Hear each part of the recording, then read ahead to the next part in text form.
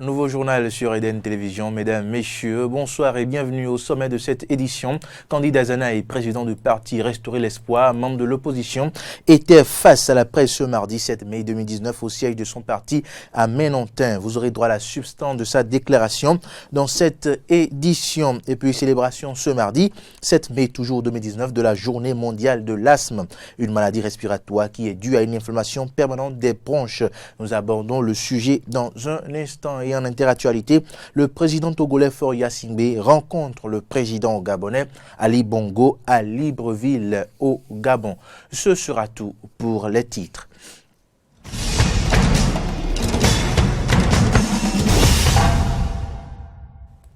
Bienvenue si vous venez de nous rejoindre. Je vous le disais en titre, Candide Azanaï était face à la presse dans la soirée de ce mardi 7 mai 2019 au siège de son parti. Le leader, sinon l'un des leaders de l'opposition, qu'il est revenu sur les incidents post-électoraux du 1er et du 2 mai 2019 au cours desquels des citoyens ont perdu la vie. Regrettant le drame, il a assuré que l'opposition n'avait rien à y voir et ne l'avait pas prévu. Nous ne sommes pas des vandales, a-t-il affirmé. Il rejette par ailleurs les taux de participation annoncés successivement par la Sénat et la Cour constitutionnelle. Enfin, il a rassuré que la lutte de l'opposition contre ces élections sera pacifique. Si tout va bien, vous retrouverez le compte rendu de cette sortie dans nos prochaines éditions. Eh bien, je vous le disais également, ce mardi 7 mai 2019, la communauté internationale a célébré la journée mondiale de l'asthme, une maladie respiratoire chronique qui est due à une inflammation des bronches et qui nécessite un suivi très rigoureux. Les causes, symptômes, complications et traitements de cette affection, c'est dans ce magazine signé Carole Olaye et Linda Kao. Il n'est pas rare d'entendre « j'ai du mal à respirer » ou encore « je suis essoufflé ». Des symptômes banalisés souvent par des malades qui s'ignorent, souffrant pourtant de l'asthme, une pathologie caractérisée par l'inflammation, le rétrécissement et la contraction des voies respiratoires. C'est une maladie chronique qui est caractérisée par ce qu'on appelle un bronchospasme, c'est-à-dire le rétrécissement de la lumière des bronches. C'est un peu plus compliqué, déjà ce que je dis, mais de façon terre à terre, c'est une maladie qui est caractérisée par des gènes respiratoires, l'étouffement en relation avec une difficulté des bronches à mobiliser l'oxygène nécessaire pour l'organisme. 100 à 150 millions de personnes souffrent de cette affection au plan mondial selon l'Organisation mondiale de la santé qui dénombre 180 000 cas de décès par an. Les asthmatiques sont souvent des personnes prédisposées génétiquement à cette sorte d'allergie, encore appelée atopie. Des facteurs génétiques auxquels s'ajoutent en Afrique et plus particulièrement au Bénin, les facteurs environnementaux. Alors quand vous avez une prédisposition héréditaire de l'asthme, associée à des facteurs allergiques dont j'ai parlé tout à l'heure, c'est-à-dire le tabagisme, ça peut être actif comme passif, la pollution atmosphérique. Les allergènes en Afrique sont souvent alimentaires. Donc, quand la personne a déjà des prédispositions au niveau des voies respiratoires et se retrouve en face des facteurs environnementaux qui puissent déclencher une crise d'asthme, alors ça déclenche l'asthme chez la personne. Plusieurs maladies sont asymptomatiques à l'asthme qui ne peut que se diagnostiquer qu'après l'âge de 2 ans. En dessous de 2 ans, 3 ans, on peut avoir des problèmes respiratoires qui ressemblent à l'asthme, mais qui ne sont pas forcément de l'asthme. Nous, les médecins, nous parlons de bronchiolite chez les tout petits. Un enfant qui a fait une bronchiolite ne fera pas forcément l'asthme, mais c'est un enfant qui est très susceptible de développer l'asthme quand il sera plus grand. Parce que la manifestation de l'asthme chez l'enfant, c'est la bronchiolite. Il y a des tests respiratoires qu'on peut faire, mais la découverte systématique de l'asthme est plutôt difficile. Le diagnostic de l'asthme est vraiment d'abord avant tout clinique, c'est-à-dire c'est avec le stéthoscope, avec l'examen clinique du patient qu'on diagnostique l'asthme. Il y a des débitmètres de pointe, il y a des choses, mais ça c'est pour suivre souvent l'asthme. Dès qu'on a des signes d'alerte, on peut consulter les pneumologues. On a la chance au Bénin d'avoir des pneumologues, c'est-à-dire des médecins qui s'occupent des maladies respiratoires et spécialement l'asthme. Donc vous consultez un pneumologue, lui il a des tests plus indiqués. Un diagnostic clinique qui vient confirmer les différents symptômes que présentent souvent les malades d'asthme. Quand vous envoyez de lait dans un tuyau, vous n'entendez. Mais quand le tuyau, son calibre est plus rétréci, le sifflement, cette fois-ci, va donner du bruit. C'est ça qui fait le bruit que les asthmatiques font. On parle de sifflement, ça fait hi, hi, hi, et c'est surtout à l'expiration. La personne a des difficultés à faire sortir de l'air. À cet édème va s'associer une sécrétion de mucus. La sécrétion de mucus va rendre encore plus difficile le passage, la circulation de l'air. Donc, le patient sera étouffé. Le patient aura tendance à tousser pour pouvoir faire sortir le mucus. Il aura des difficultés à respirer. Donc, difficulté à respirer, sifflement, la toux et une sensation d'étouffement. C'est un peu ça les manifestations de l'asthme. Ces différents signes sont souvent pris à la légère par de nombreux Béninois. Ces derniers ne vont que consulter les spécialistes qu'à des phases souvent avancées de la maladie. Dans l'évolution, la complication potentielle de l'asthme, c'est la mort. L'asthme, c'est une maladie pourvoyeuse de décès. C'est une maladie qui peut tuer. Et dans les minutes qui vont suivre, ça dépend de l'évolution de l'asthme. Et ça dépend de chaque individu. On aura des gens qui vont faire de l'asthme intermittent, c'est-à-dire faire une crise de façon sporadique, une crise là, ou bien tous les 2 ans faire une crise. Mais il y a des gens qui ont ce qu'on appelle l'asthme léger. C'est-à-dire ça vient peut-être une fois par semaine et ça n'a pas de répercussions sur le plan général. Mais on peut avoir l'asthme modéré jusqu'à l'asthme sévère, l'asthme persistant. Et quand vous rencontrez le cas où on parle d'état de mal asthmatique, ça c'est les cas déjà plus graves. Malgré ces complications, le mal se traite et ceci en 2 étapes. Puisque l'objectif, c'est d'ouvrir les bronches pour que la personne puisse respirer allègrement, comme d'habitude. Donc, il y a des médicaments qu'on appelle des bronchodilatateurs. Quand on parle de dilatation, c'est d'ouvrir les bronches. Et le bronchodilatateur le plus connu, c'est le salbutamol. Ça existe en sirop, en comprimé ou bien en inhalation. Mais nous préférons souvent l'inhalation. Et nous parlons de trousse de l'asthmatique. Un asthmatique doit se promener forcément avec ce médicament dont je parle dans sa trousse. Alors le traitement de fond, c'est pour espacer les crises. Puisque à l'étape actuelle, en médecine moderne, nous, on n'a pas encore un traitement pour guérir quelqu'un de l'asthme. Notre objectif, c'est d'apprendre aux malades à vivre avec sa maladie et à espacer le plus possible les crises. Le meilleur moyen de traitement de l'asthme se révèle donc être finalement la prévention par l'adoption d'un mode de vie sain. Le Fonds monétaire international a effectué une mission de 2 semaines au Bénin dans le cadre de la 4e revue trimestrielle. Au thème des travaux, le chef de la mission et le ministre de l'économie et des finances sont animés en point de presse, suivant un extrait des déclarations des 2 personnalités. Nous avons en effet passé 2 semaines au Bénin pour la 4e revue du programme. Donc c'était une mission de revue du programme, de ce programme qui a commencé en 2017. Et cette revue, cette fois-ci, était combinée avec un rapport un peu particulier du FMI qui s'appelle le rapport de l'article 4, dans lequel on fait aussi une analyse tous les 2-3 ans, un peu plus de long terme et un peu plus globale de l'économie. Donc je vais vous parler un petit peu des résultats de cette mission combinée, de cette mission de revue et de cet article 4. En ce qui concerne la mission de revue, nous avons donc regardé un peu l'avancement du programme et je tiens à dire que la performance du programme est très satisfaisante. Tous les indicateurs de performance à la fin du mois de décembre 2018 ont été vérifiés. Et plus que cela, on a eu une très bonne surprise au niveau du déficit public. Grâce à une gestion très prudente des finances publiques, le déficit a terminé à 4% du PIB en 2018, alors qu'on s'attendait à un déficit beaucoup plus élevé de 4,7%. Tout cela, cette bonne performance au niveau du déficit, est en partie liée à une très bonne mobilisation des recettes du gouvernement. Les revenus et les recettes intérieures ont été particulièrement fortes et on continue de voir au premier trimestre 2019 une bonne situation au niveau des revenus. Nous avons la preuve que la gouvernance économique du pays est bonne. Nous avons surtout la preuve que le Bénin a retrouvé le rang des pays crédibles.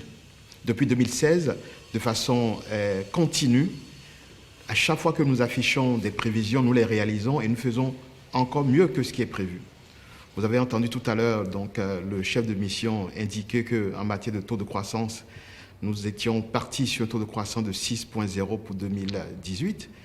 En octobre, Ici, quand nous avons fait la conférence de presse, nous avions noté que le Fonds monétaire a revu à la hausse ce taux de croissance à 6,5. Et là, vous venez d'entendre ce matin que ce taux a été revu encore à hausse à 6,7. C'est la preuve que le Bénin est crédible dans ses prévisions.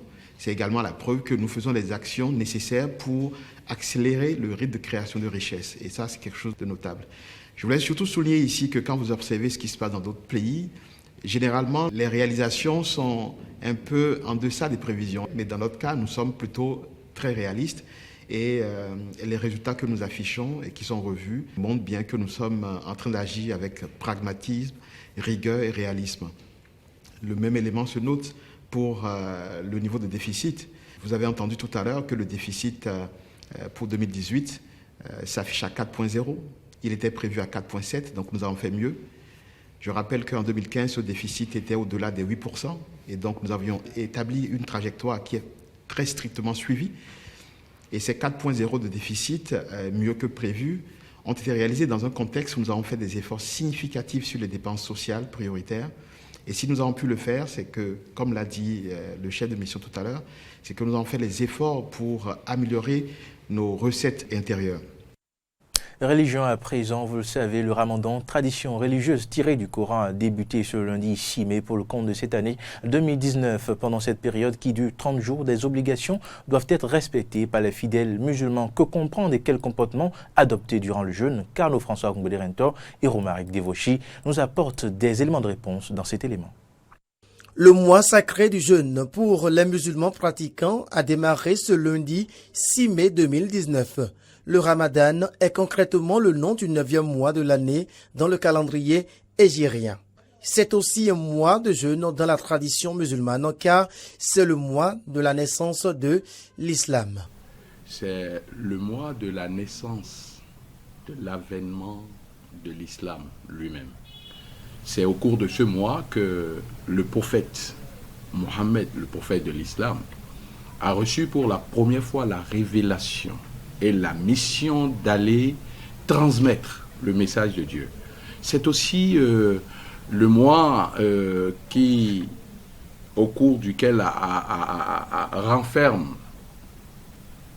la révélation du Coran.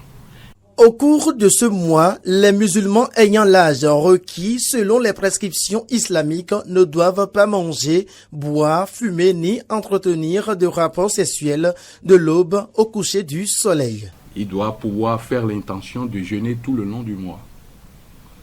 Et maintenant s'abstenir de boire et de manger jusqu'au coucher du soleil. Qu'il faut éviter d'entretenir ses épouses pendant le mois de Ramadan et vice-versa. Que procure alors le jeûne à celui qui l'observe? Lorsqu'on jeûne, on est en train d'obéir à Dieu. C'est une obéissance. Parce que le jeûne du mois de Ramadan, c'est une prescription divine. Et le fait de l'observer et de jeûner nous amène directement à une obéissance de Dieu.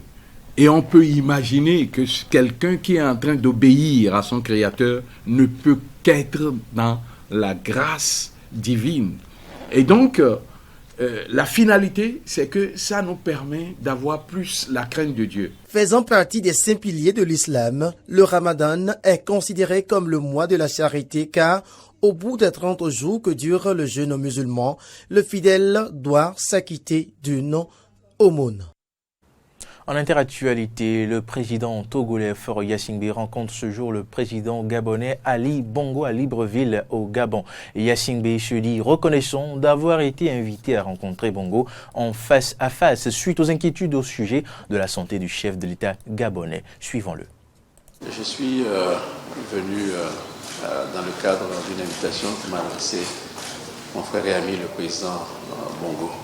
Et moi-même, j'étais assez impatient de le voir, puisque depuis son problème de santé, je n'avais pu avoir qu'une conversation téléphonique avec lui qui m'avait déjà rassuré. Mais c'est toujours bien de pouvoir venir et je le remercie de m'avoir donné cette occasion. Et j'ai été soulagé et rassuré de le voir en forme. Nous avons plutôt évoqué la situation difficile dans la zone du Sahel qui malheureusement commence à toucher des pays qui sont beaucoup plus au sud, notamment le Togo. Nous-mêmes, j'ai dit dans mon discours, nous avons démantelé quelques cellules terroristes. Malheureusement, il y a la prise d'otages au Bénin de touristes français. Donc la menace se rapproche vers notre pays. Donc il était nécessaire, je l'ai dit, que nous puissions renforcer la coopération régionale. Quand ça a commencé au Mali, personne ne pensait que les pays comme le Togo ou le Bénin pouvaient être touchés. Donc il n'est pas exclu que, je ne le souhaite pas, que des pays d'Afrique centrale ne le soient pas demain. Donc il est tout à fait indispensable que nous puissions anticiper. Drame au Niger, vous voyez, si nous allez voir sur les images qui suivront, le camion citerne qui a explosé dans la capitale du Niger, Niamey, après s'être renversé, tuant 58 personnes alors qu'une foule collectait du carburant déversé sur le bitume. Suivez plutôt quelques témoignages sur le déroulement de l'incident. Vers minuit 30, il y a les gardiens qui m'ont appelé pour me faire parvenir de cet horrible accident. Donc du coup, j'étais sur les lieux vers minuit 40 comme ça. Donc il y avait déjà les forces de l'ordre qui étaient là, ils ont mis les triangles de sécurité. Du coup, les gens ne peuvent pas se rapprocher. Où il est tombé, il y a tellement de villageois, des gens qui étaient là, ils veulent prendre du carburant. Donc du coup, après, le camion a pris du feu. Malheureusement pour eux, tout celui qui était à côté, donc il était totalement brûlé.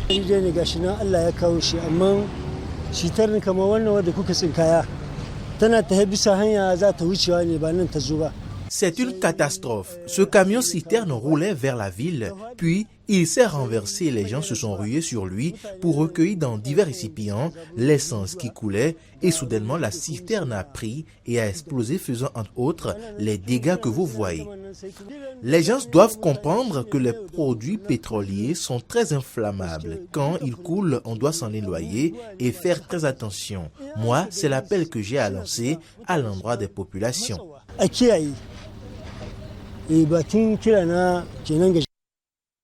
Les Sud-Africains sont aux urnes depuis ce matin pour les élections générales. Le parti au pouvoir depuis 1994, l'ANC, est le favori pour gagner malgré les scandales de corruption, la faible croissance économique et le chômage record.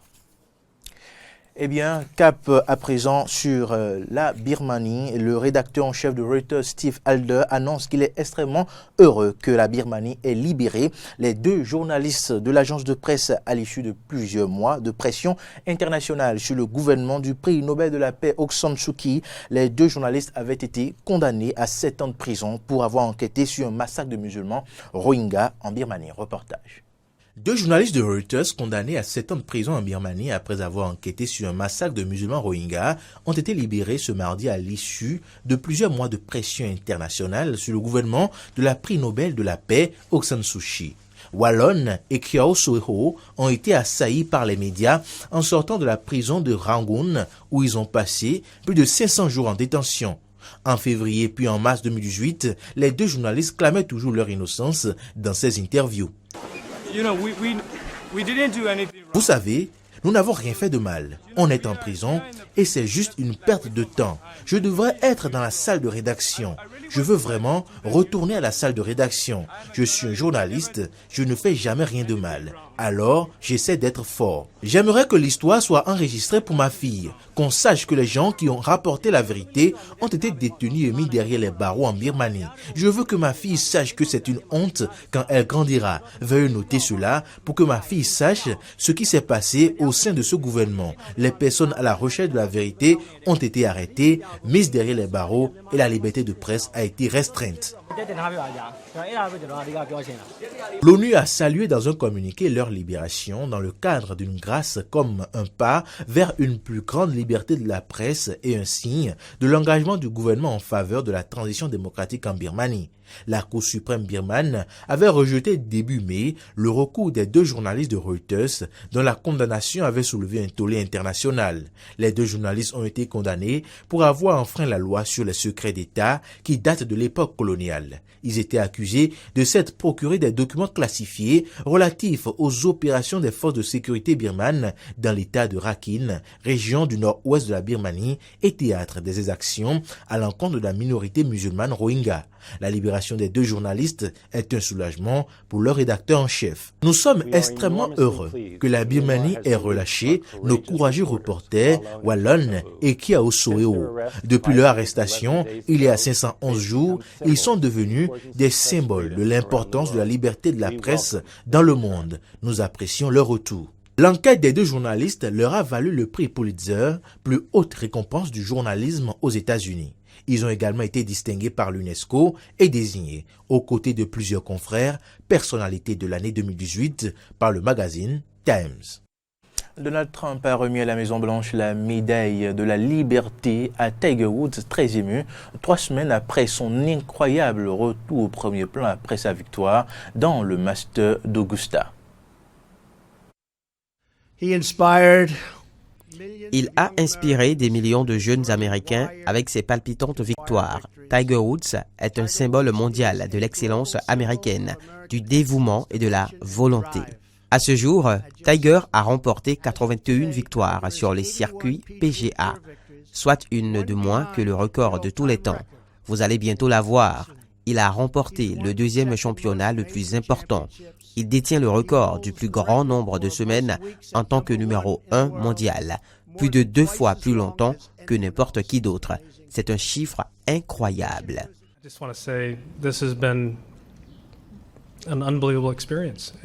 Ça a été une expérience incroyable et d'avoir été soutenu pendant toutes ces années et tout le monde ici m'a vu et a été avec moi pour certains d'entre vous pendant toute ma vie ou plus de la moitié de ma vie.